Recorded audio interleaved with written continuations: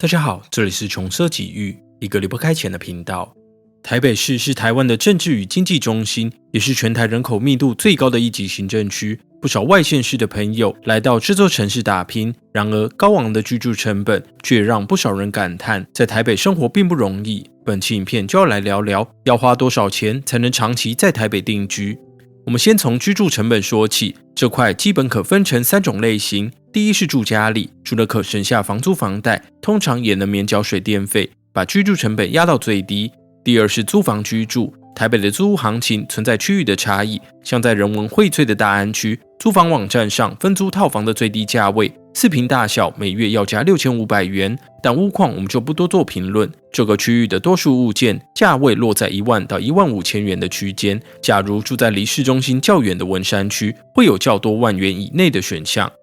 由于套房的生活空间狭窄，租金与居住品质的性价比较低，因此有不少人会揪团住进整层式住家，月租金压在2万以内，有机会在台北找到2房的无电梯公寓。进一步跟其他县市相比，台北市每坪平均租金是桃园、台南与高雄的2倍以上，可说居住成本是北上工作的朋友与原生台北居民在生活开销上的最大差异。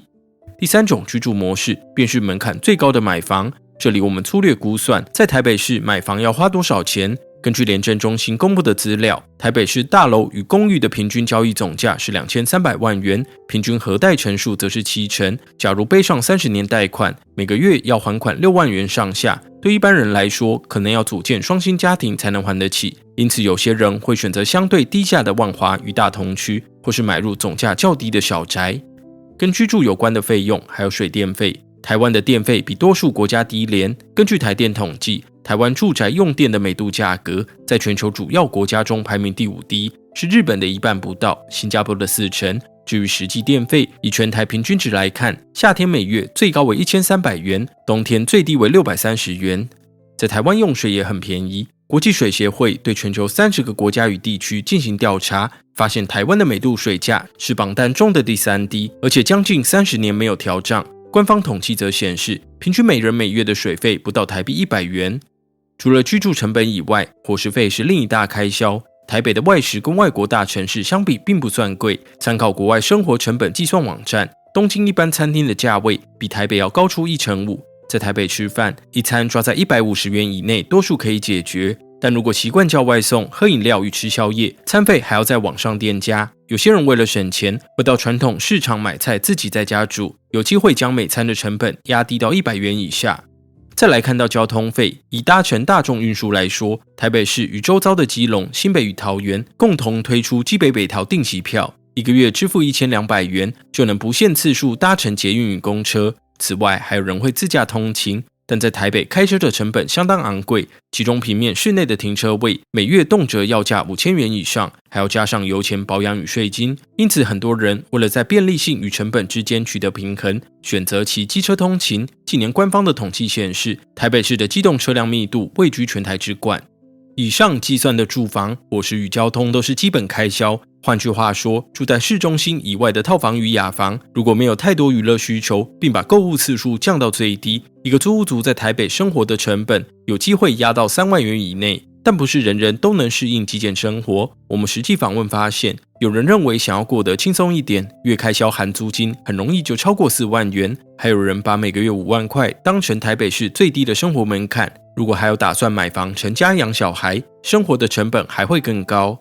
下一个问题在于，民众的感受是否跟官方数据相符。主计总数统计，台北市平均每人月消费支出为33730元，是全台湾生活成本最高的城市。第2名则是新竹市的29495元，跟台北相邻的新北市平均月消费为24663元，明显比台北市低上一截。而全台湾生活成本最低的县市则是彰化，每月平均消费只有18084元，只有台北市的4%。对比前面的讨论，我们可以看出官方数据算是台北的低标，也凸显出2个事实。首先，台北的生活水准跟居住成本有绝大的关系。如果是住在家里，一个月3万多块可以满足伙食与娱乐需求，但如果要租屋，就得先扣掉1半的生活费用。第二是网络上有不少人讨论，为何台北的生活成本比外县市要高出许多，却有很多中南部人北漂生活，这跟台湾的产业分布有关。官方统计显示，全台湾共有150万家工业与服务业场所，其中有22万家在台北市，仅次于新北的24万6千家，但台北却吸纳最多的劳工数量，生产总额也是最高。除了汇聚了丰富的工作机会，台北市也是特定产业的重镇。摊开台湾的产业聚落，我们会看到南部以制造业为主，桃竹苗有电子零组件产业，台北则是金融服务业的集中地。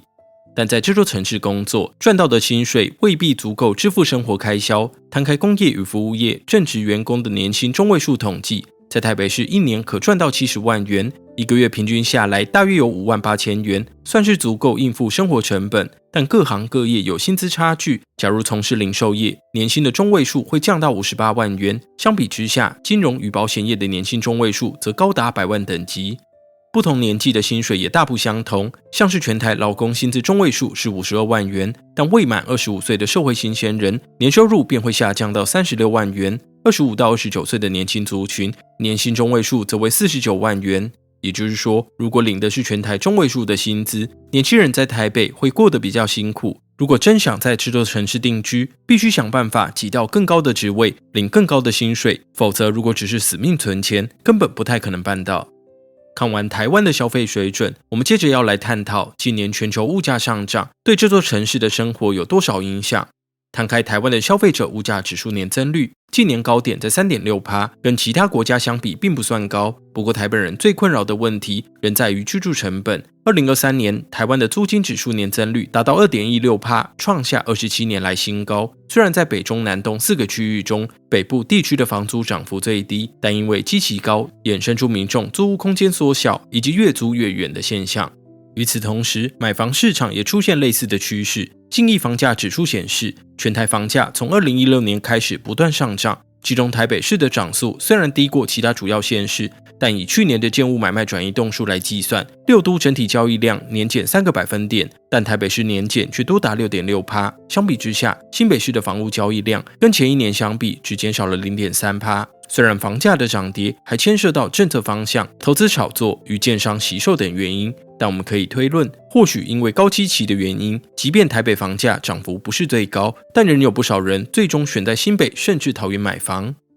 最后我们想探讨一个问题，在外国游客或来台工作的高阶白领眼中，台北的消费水准不算昂贵。经济学人也把台北的生活成本列为亚洲城市中的第12名，低过新加坡、香港、东京与北京等地区。那如果拿台北跟海外大城市相比，在地的年轻世代是否活得特别辛苦？过往我们曾跟朋友们介绍过东京的生活费用，按照官方统计，当地单身人士的平均月开销为14万日元，如果再加上房租，一个月最少要20万日元的生活费。而当地大学毕业生的起薪则为21万日元。至于在台湾，近年大学毕业生的起薪中位数为3万2千元。根据前面的分析，3万块勉强能在台北租屋生活，也大约跟新鲜人的起薪相符。从东京与台北的案例可以看出，年轻人在大城市打拼，前期遭遇的处境几乎一模一样。总结来说，如果没有规划买房，以一般薪资在台北生活还算过得下去，但如果想要住得好一点，甚至多存点钱，就必须付出更多的努力或更多的工时。好了，这集的重奢就到这里。对这个话题有兴趣的朋友，不妨在下面留言聊聊你们的想法，也欢迎追踪我们的脸书与 IG。我们下一集再见，拜拜。